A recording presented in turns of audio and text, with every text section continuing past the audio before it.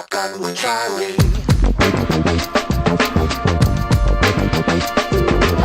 Riding shotgun refers to the practice of sitting next to the driver in a moving vehicle. The term riding shotgun came around after the time of the stagecoach, when somebody used to sit next to the driver holding a shotgun, in case they ran into bandits. My name is Charlie Cook, and I drive a lot.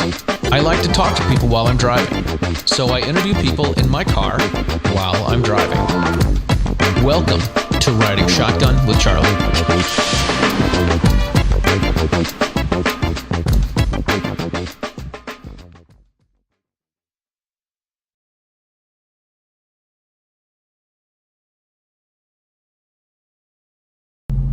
Ladies and gentlemen, welcome to this episode of Riding Shotgun with Charlie. Today is a super cool day because I'm knocking out a number of interviews. Shh, don't tell anyone, it's like the magic of TV.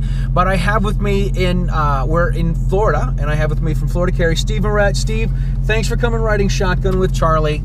Let's go for a drive. I've been on this road a few times already, and every time I've gotten lost. Not too hard down here.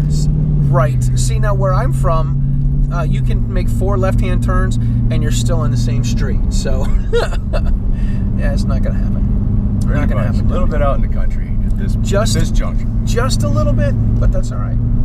All right, so you're with Florida Carry, and we're at this event that was put on by Florida Carry, the Region 5 meet and greet Q&A with annual camping event. Annual camping event. That's pretty cool. I don't think my state organization does these. And I actually, at the event today, and I'm thinking about it, and I'm like, how come we don't do anything like this up in Massachusetts? And I'm like, this is pretty cool stuff. And then you guys have another event in a couple of months, and another event in a couple of months. And, you know, and a lot of the credit, I'll be honest, goes to Kevin. Goes to Kevin Sona. I don't know if it's been said yet, but Kevin was elected to the board of directors of Florida Carry today. And, yes, his new position. Accepted the role. So, yeah, been really good. About almost 3 years ago, 2016 GRPC down in Tampa, which is right in my backyard. I met with Sean and Rich and Jim and the rest of the board of directors, and at the time I was executive member level, but just a regular member with the organization. Yeah. And Sean was looking to do something with regions, trying to do what we've gotten set up now, and essentially have like districts or regions, if you will, within the state, so that we could have a little bit better rallying and organization as far as getting the word out and getting together with our legislatures, right, in their local offices too, and then getting local events and getting the people involved. Items like this camping event and the open carry fishing events that we host, all over the state. Florida's a pretty big state. Like, some of the people that came to this event drove 4 and 5 hours to get here. It's about an hour and a half across, but about 8 top to bottom. Yeah, that's insane. It's kind of awkward in that sense, and Ocala's kind of in the middle. We've had a couple of events down in the southeast region, Miami, the Miami Beach and such, and then we were involved with the rally in Tallahassee last year as well. But it's difficult. But with having the membership that we do across the state, try and get these events all over so everybody can participate, because, as you say, sometimes it's difficult, and we all have jobs, families, responsibilities. Right. It's hard sometimes to just pick up and run out for a whole weekend, whereas, hey, if there's a local one that's, maybe next county over even, okay, so it's a 45-minute drive. It's not I commute an hour and a half each way to work in the morning, right. So it's not that much, and it gets people involved, it gets them out there, and it exposes us to the public too. One of the good things is, like you said about getting people involved, a lot of times people don't want to get involved, or they say they want to get involved. Oh, we're going to do it. They say they want to get involved. Woo, baby, it's a rental. Car's got balls, needs a new lighter. Let you figure out what that reference is from. The Blues Brothers. Of course. I love the Blues Brothers. Jay, I do. Oh, what? Sorry. It's all right. Yeah, people don't like to get involved if it's not too far away, and if it's quick and easy, then maybe they're more likely to get involved. And it's human nature. People don't want to get out of their comfort zone. And that goes with anything. Absolutely. Well, you guys are doing great work down here, and this is a really cool event. We have one more night of camping tonight. We have one more night of burgers and dogs. And pulled pork. Chili and pulled pork. The pulled pork was delicious. Oh my God. I don't know who made it, but man, it was Mike. good. Mike did? Yep. Very Michael cool. Taylor, our Region 9 region lead. Great guy. One of the South Point 6. One of the South Point 6. I had him on the show recently, so you guys need to check out that episode. I had him with Steve Keith Jenkins. Yep. I did tell him that going by 3 names and being a shooting enthusiast is probably not a good thing. Yeah. Right? Like John Moses Oswald. Browning. Look at that. John Moses Browning's good, but Our Lord and Savior. Sacrilege for some people. Yeah. Right? But we got Lee Harvey Oswald. He goes by 3 names. Yeah. Was Charles Scott Whitman's another one? Yeah. So anyway. Middle initials don't even do that. You like Michael J. Fox. Right. Arlie Hermy. Hey. Stephen J. Cannell. Oh my gosh, too funny. All right, so tell us about you. So that's the Florida Carry stuff. That's the Florida Carry. How did you get into gun stuff? I mean, you're sporting a couple of tats with the Molon Lave and Peace Through Superior Firepower. Yeah, I thought it would be a really cool thing. It looked neat, and I liked the attire, so I figured, no. Might as well tattoo it on there, right? No, actually, I grew up in upstate New York, and I was in the suburbs on the edge of dairy country. Okay. So, for example, our high school was a mixture of suburb kids and dairy farmers, essentially. Wow. Yeah. So, hunting obviously was a big part of growing up there. Sure. I tried it, but really wasn't into it. Mm-hmm. But I like fire. I like target shooting. I like the, and probably for the same reason that one of the sports that I picked up too is bowling. It's a similar type of thing. It's an eye-hand coordination. You're working with that and working with the target shooting. But as I got, later on and stuff, it developed more into the self-defense Second Amendment side of things. But anyway, I think I shot my first firearm when I was 10. It was my father had a Springfield Armory. Was a tanker, which is a shorter version of the 30-06. Oh wow. Bolt action. Yeah. And what's the caliber? 30-06. Still 30-06. Holy moly. And it about knocked me on my ass. That would do it. Yeah. So anyway, I still, I enjoyed doing that. Going out with friends. We used to go plinking. Some of my friends, we'd had, the BB guns, and eventually it led into, getting 22s and right.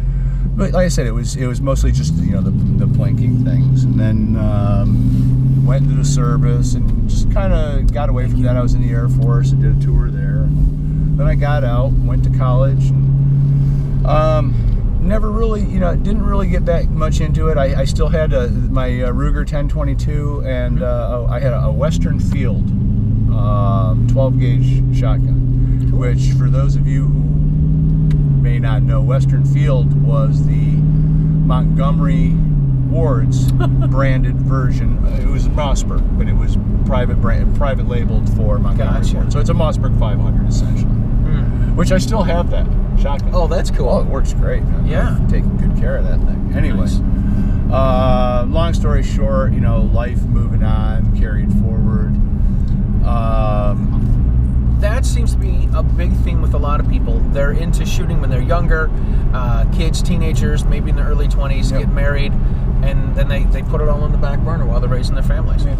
Well, a lot of it too. I went into the service, and having a firearm there, you didn't really think of it. I mean, you're in the military. I got M4s were all around me with the SPs and LEs and stuff. I worked flight line, so I was used to seeing it. Didn't really give it much thought. Mm-hmm. Coming from New York, I knew it was difficult to ever get a pistol permit, so it just, that type of thing never really crossed my mind. I mean, growing up and going to high school, we had guys would show up with their pickup truck with their shotgun and their rifle in the back and the parking lot, and principal would come out and be having his cigarette and talking with him, say, hey, did you guys have any luck today? Or hey, what you going out after school? A lot of the seniors, half day, they go out and they hunting season, and really amazingly, nobody ever got shot. Funny.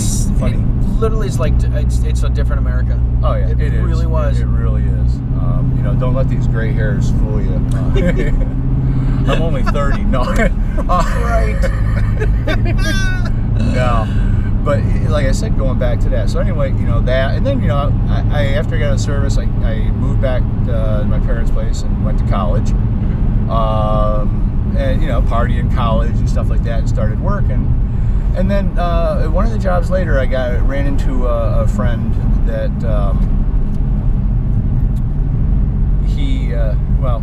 a little side story before that. I kind of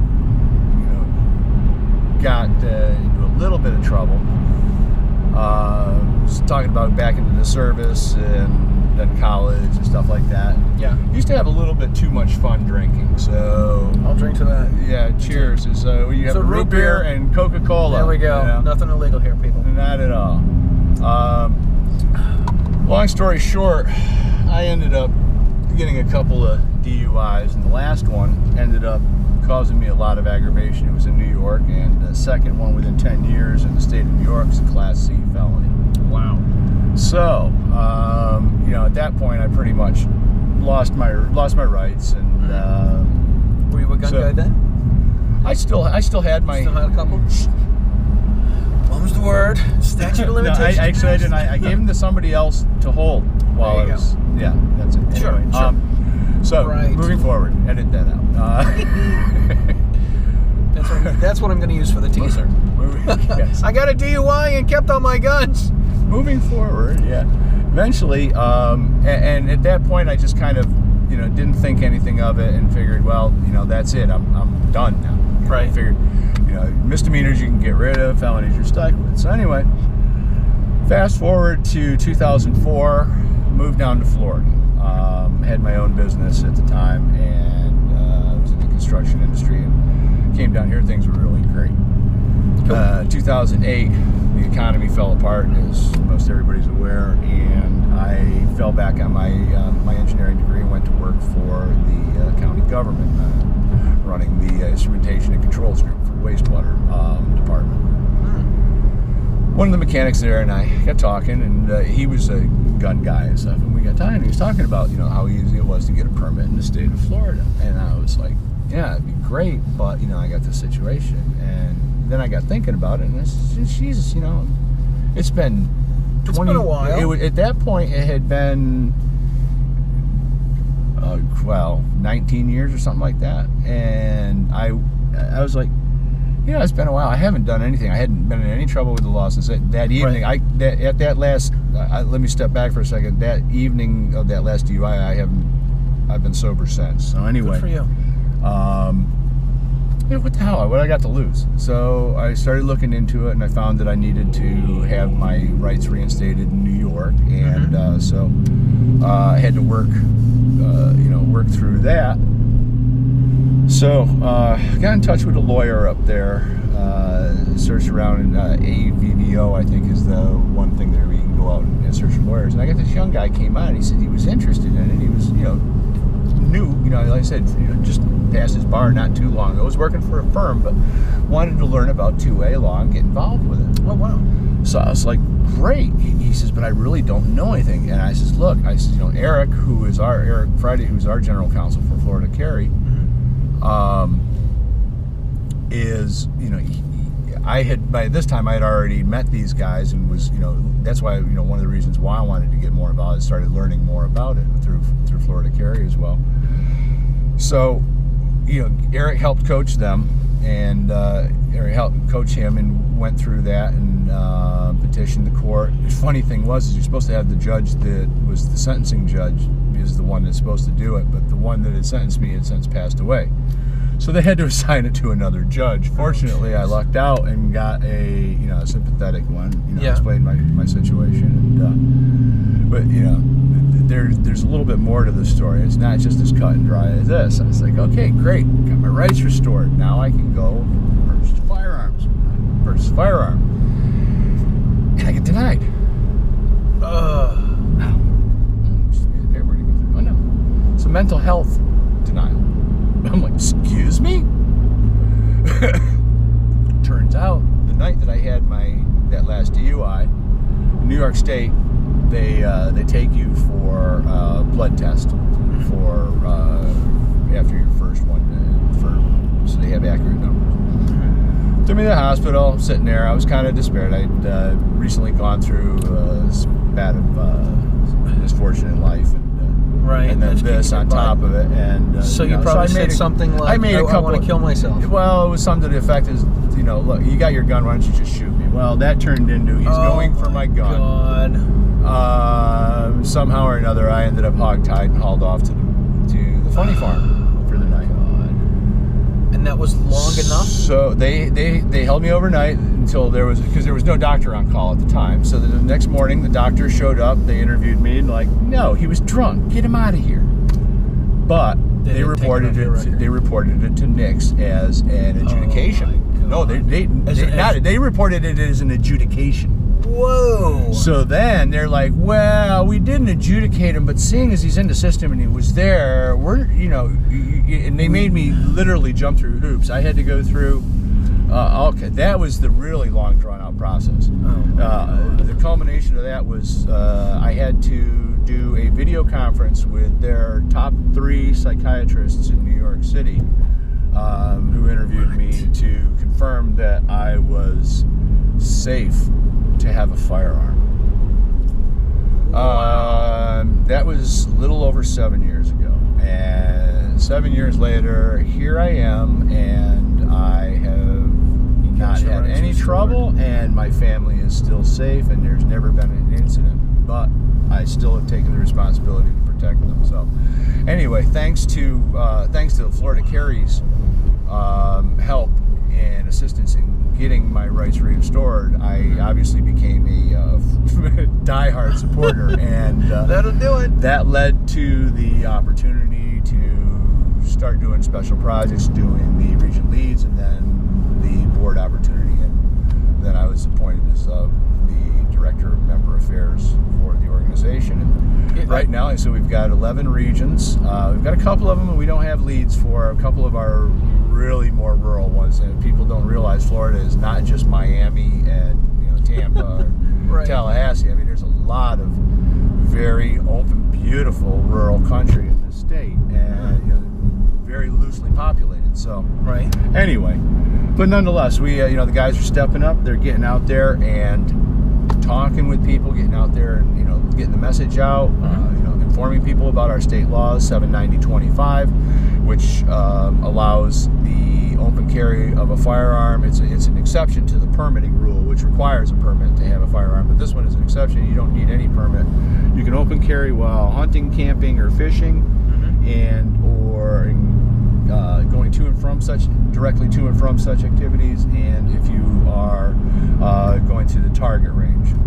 So those are the few exceptions where you're allowed to open carry in a state. And a lot of people get upset. They're like, oh, I don't want to see open carry. It's like, we're not looking for everybody to open carry. In '87, before it was taken away from us, not everybody open carry. There's a couple, and it's a convenience thing. It's hot in Florida. It's hard to conceal. It's hard to conceal all the time. Yeah. And you don't want to be relegated to a subpar defensive weapon. So what do you do? And printing is not illegal, but you can get charged with a brief display. And there again, our laws it's subjective. What is brief? My definition of brief and your definition of brief may be two entirely different things. Yes. Now, if your shirt comes up, you've got a license, you're carrying concealed, your shirt comes up, are you brandishing a firearm? Are you open carrying? We don't have brandishing is not the wording in our statutes. Okay. It's inadvertent exposure in a non-threatening manner is how it's worded. Inadvertent exposure in a non-threatening manner. Okay. So I mean, and everything is it a threatening manner? Were you holding the gun and showing it to somebody, or were you holding a gun and showing it to somebody? all of a sudden it's my cousin Vinny. Yeah. I killed a man? I killed a man? Yeah, right? Exactly. Oh my God. All right, this is where we're supposed to turn, which I may have missed with some other people. We're going to go down a little further because we still have a little bit more time. So and we still have more batteries. So let's keep on doing it. Oh, awesome. Okay, so partially exposed in printing. Printing's not illegal. Yeah, printing is not illegal. As a matter of fact, I deliberately print. It's kind of a statement, and we have. You hear some of the guys refer to them as freedom covers or Glock socks. One of our members, Paul Schaller, had come up with the. It's essentially like t-shirt cotton jersey material that has a small elastic opening on the back, and what he does, he has an iron-on picture that has a picture of like I think it's a Glock in a Serpa holster with a little Trojan helmet thing on it, like the Mullen Lave type thing. Right. And in this state, you can wear your firearm openly, stretch that over it, and you are within the law. Unbelievable. Because the firearm is concealed to the eye of the standard observer. Now, it doesn't count for like a trained observer, like a police officer. So to the casual observer, is it a firearm? Is it a block of wood? Is it my cell phone? Is it my insulin pump? My go-to is and I've never had to use this. Yeah. But I always tell people, my go-to is if somebody sees that I'm printing or one side of my shirt sticking out a little bit more than the other, my answer is, it's my colostomy bag, it's full, and I think it's leaking. Want to check it for me? Right. I think it's leaking. Here, does this smell funny? Does this smell like poop? Here, Taste this. Oh God, I hope this isn't going on the video. It's totally. I told you. From welcome to Riding Shotgun with Charlie, and thanks for coming. Hey, try the veal. I'll be here all week. Don't forget to tip your bartenders and waitresses. Just flew in my Iron Jeez. Totally. In Massachusetts, you can the Sneaky Pete is legal to wear. Yeah, same here. And it's not I don't know. Honestly, I think in Massachusetts, I think a Glock sock would totally freak people out.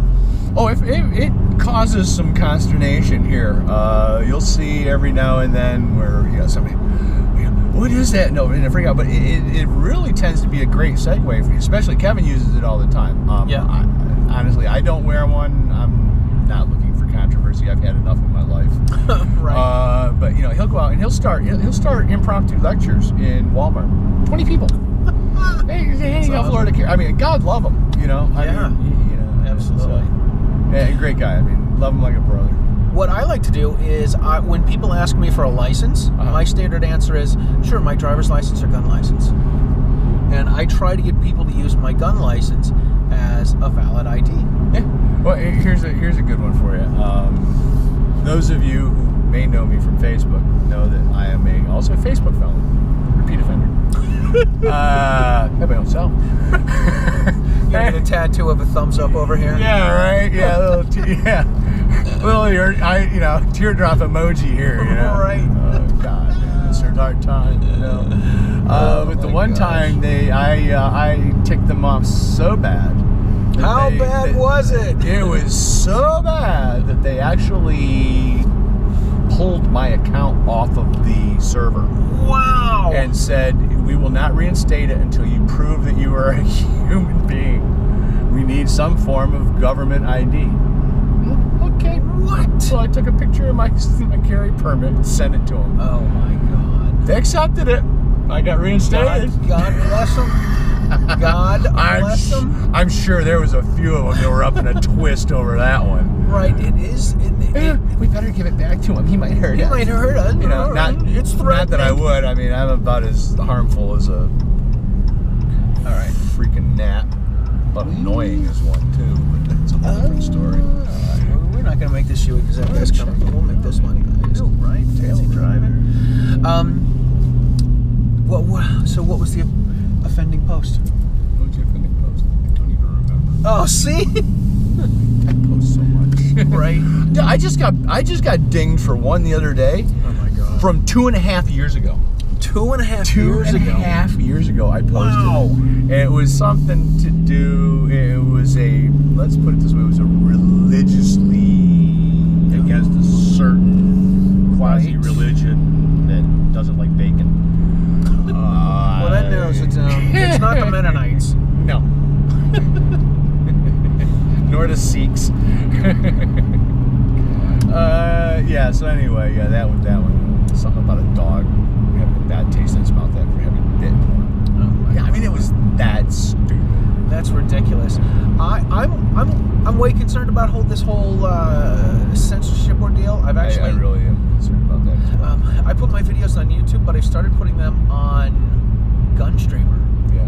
I tried getting an account on Full30. They said they would accept it, but I haven't really followed up with them. It's going to get worse before it gets better. I mean, it's been brought to light, but right now they're still denying it's happening. But the evidence is mounting that there is concerted effort. I mean, everybody said choke point was, no, you're a conspiracy theory, and all of a sudden the documentation started coming out and everything, and it was like, oh, guess what? We were right. The thing is there is a concerted effort by certain factions. And it's always been, since the beginning of time, there's always been people that want control. It's part, it's just like you were born to be a musician. Mm-hmm. I don't know what the hell I was born for. I'll figure that out one of these days. But, most people have a calling. There's something that they do well. Right.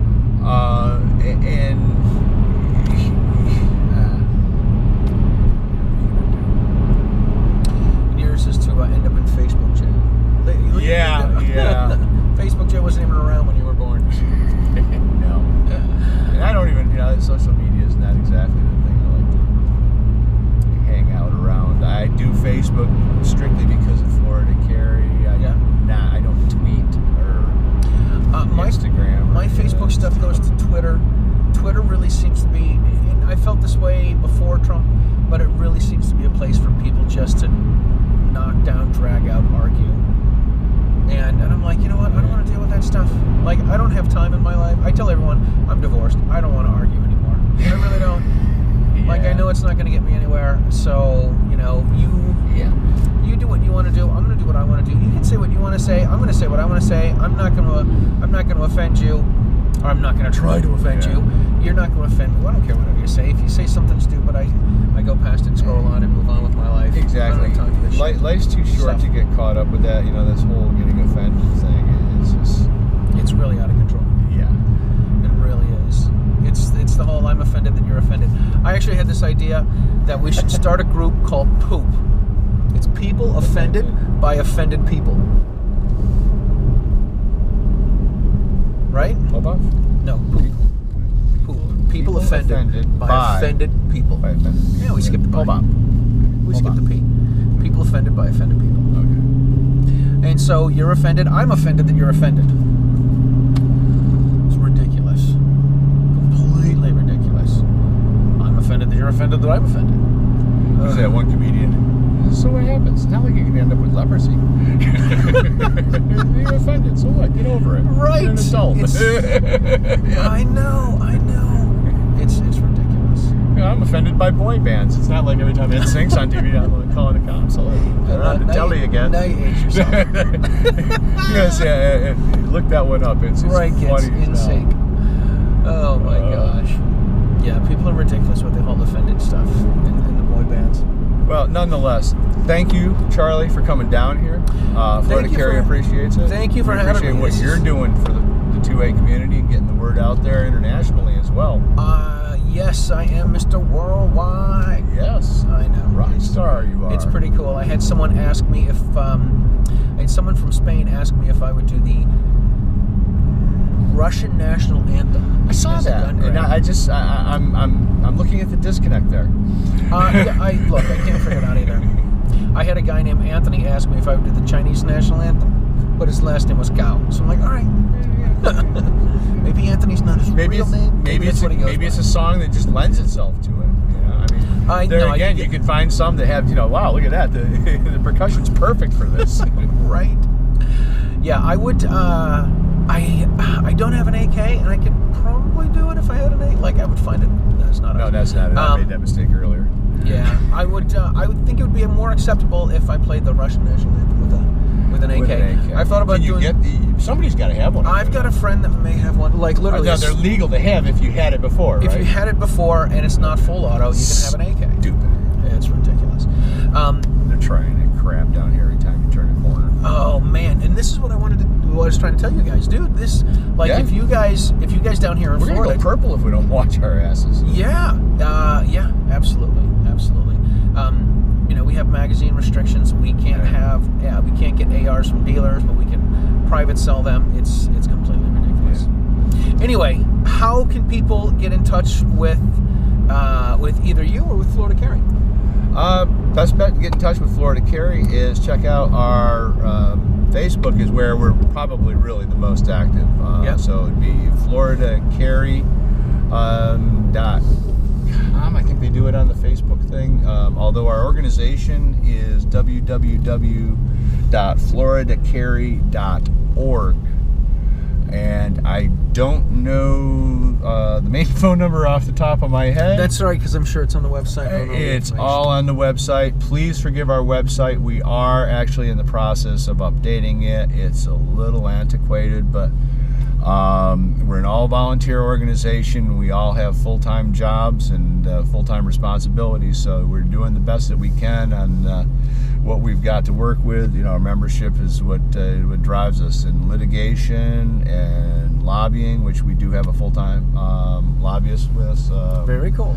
That stuff does cost. I mean, remember the anti-2A community, they are throwing a ton of money into this. Your Bloombergs, your Steins, all of these folks, and they want to do everything. Soros, they're doing everything they can to take our freedom away so they can better control us and mold us in the way that they want to. I know it sounds conspiratorial, but it's human nature. Like I said, look back over history. I'm not making this up. That's why we've had all these wars and conquerings and things like that, is because of this very type of thing. Right. It's not about guns. It's not about guns. It's about human nature. It's about controlling other people and forcing your will upon them. And a free man doesn't have another man's will forced upon them. Nice. That's a great place to end. All right, listen. Check out all of the other oh my God, I screwed it up. Check out the Self-Defense Radio Network, sdrn.us. It's all of your pro-freedom podcasts in one place. Check out Florida Carry. Please like and subscribe and share all the Riding Shotgun with Charlie stuff. And we will see you guys next time as we take the stagecoach across America. Steve, thanks so much for being on, brother. Thank you, Charlie. I appreciate it. Thanks for having me down Folks, here. if you're down here in Florida, check us out. April 6th, Ocala. We're having our second annual open carry fishing event and gathering. Last year we had about 260 folks there. We'd love the top 500. So if you can be there, please join us. April 6th in Ocala. You guys do like fishing down here? It's the one exception that allows us to open carry. So, and yeah, they do like to fish. All right, we're going to move up. This guy's got a bicycle and looks like he might run into us. It's a rental. The bike or the car? Oh, the car. I don't want to pay. Look, I don't want to pay for this, man. All right, listen, we will talk to you guys soon. Thanks again, Steve. Check out Riding Shotgun, check out Florida Carry, and we will talk to you later. Thanks.